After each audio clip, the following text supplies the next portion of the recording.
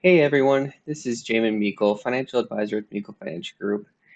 Today's presentation is going to be on just a high-level overview of the Honeywell retirement system and the usual things that we help Honeywell retirees out as they transition away from retirement. This is a video that we've wanted to do for quite a while now, and we hope that you guys enjoy it. And so let's go ahead and get started.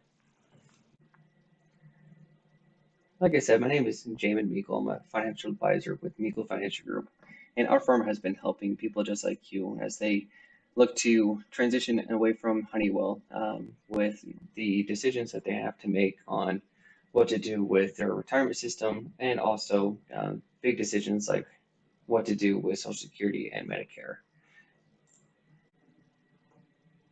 So as we look at your Honeywell retirement benefits, there's two main parts. You're going to have your pension benefit, and then you're also going to have your 401k benefit. And 401k we'll talk about here in just a minute. But so the first part is your pension. And this is going to be a little bit different depending on how long you've been with Honeywell.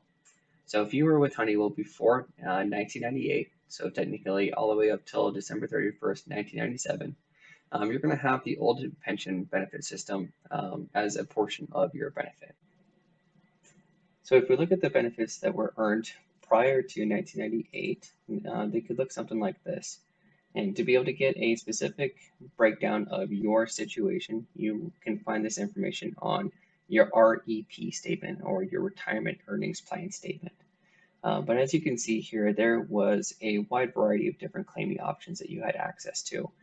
And then after 1998, Honeywell greatly simplified the pension system. And now you'll notice that for any benefits that were earned after 1998, it's going to be one of four different options that you have from single life annuity all the way to a 10-year certain in life. So this one is going to be that it's going to be guaranteed for 10 years. And if you live longer than 10 years, then the annuity is going to pay for the rest of your life. If you have questions on which one's going to be best for you, that's what we help a lot of our clients with, and we would love to talk to you about that as well. The only thing I would also mention is that if you have elected to make your pension portable, meaning that you can take your pension benefit with you if you leave Honeywell before retirement, that will change up the formula and how your benefit is calculated. But again, you can find all that information out on your REP statement. And if you need a copy of that, you can just reach out to your HR department and they should be able to help you with that. All right, now for the 401k benefits that you have through Honeywell. So for your 401k, Honeywell has said that they will match 87.5% of the match of up to 8%. So what that means is if you defer 8% of your income and put that into your 401k, Honey will match up to 7%. The full match is 7%. So you have to put in the full 8% to get the full match of 7%. The most that you can contribute is going to be 19,500 if you're under the age of 50. And then if you're over the age of 50, they give you a little bit of a catch-up provision and you can do 26,000. And this is going to be for traditional or Roth 401k contributions. The max amount that both you and Honeywell can contribute to a 401k is going to be 56,000. This isn't a typical problem that we run into, but we have had some people that this has become an issue with because they are making after-tax contributions as well as the traditional contributions, which is a different technique that we could talk about at a different time. And then with your 401k benefits, as long as you've been there for 3 years, you're what is called fully vested, meaning that you get to keep all the contributions made by Honeywell to your 401k. If you leave before 3 years, then you lose out on all of the contributions that were made by Honeywell. You always get to keep what you have contributed. But if you are there, say, for 2 years and 9 months and you decide to leave, then the only part of your 401k that you get to keep is the amount that you contributed and the earnings that were based off of that. All of the contributions that were made by Honeywell go away.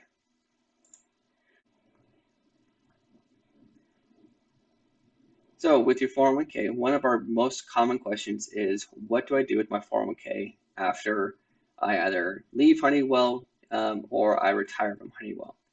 So when we talk about 401k benefits, there is four basic options on what you can do with it. So the first one is technically you can just leave it where it is. You can leave it at Honeywell, and once you get to age 72, you'll be able to start. They'll help you with taking your required minimum distributions, and you'll still have the same investment options that you have now. So that is an option for you. The second option is if you are leaving for a new employer, you could possibly roll it into your new 401k. So if your new employer has a 401k and that 401k allows rollovers like this, you can roll your Honeywell 401k into the new 401k. Third option is you can roll your 401k benefit into an IRA. This is a way to be able to get your money out of the Honeywell 401k without having to worry about the tax implications of taking all of your money out. And that leads us to the fourth option, which is technically you can cash it out. It's one that is rarely recommended because you will have all of that as taxable income if you've been contributing to a traditional 401k for all these years. And if you are under age 59 and a half, you could have a lot of tax penalties as well on top of just the taxable income. One of the main areas of concern with transitioning into retirement is Medicare. So just to give you a very, very high level view of Medicare, and Medicare is made up of two parts, and it's going to be Part A and Part B. A simple way to think about it is Part A pays for the hospitals and Part B pays for the doctors. So that is Part A and Part B is called Original Medicare. And Original Medicare only pays 80%, 80% of the cost. So the other 20% is actually up to you. Medicare Advantage plans or supplement plans can help cover those costs.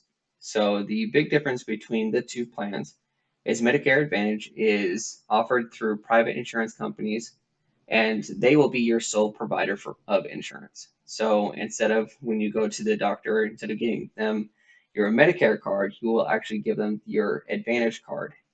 And these typically operate as HMOs. So you're going to have a specific network of doctors that you can go see to be able to get your Medicare benefits.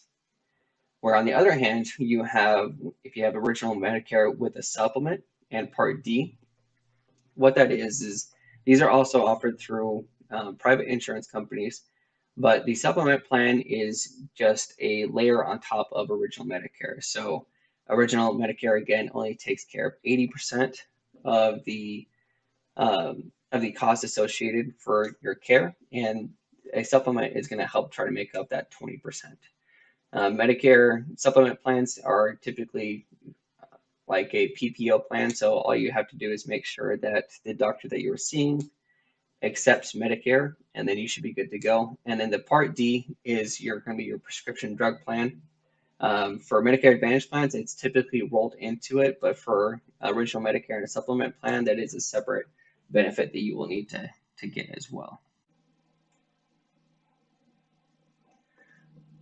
All right, and then the last part that we're going to go over real quick today, and again, this is just a very high level overview, and that's going to be your Social Security benefit.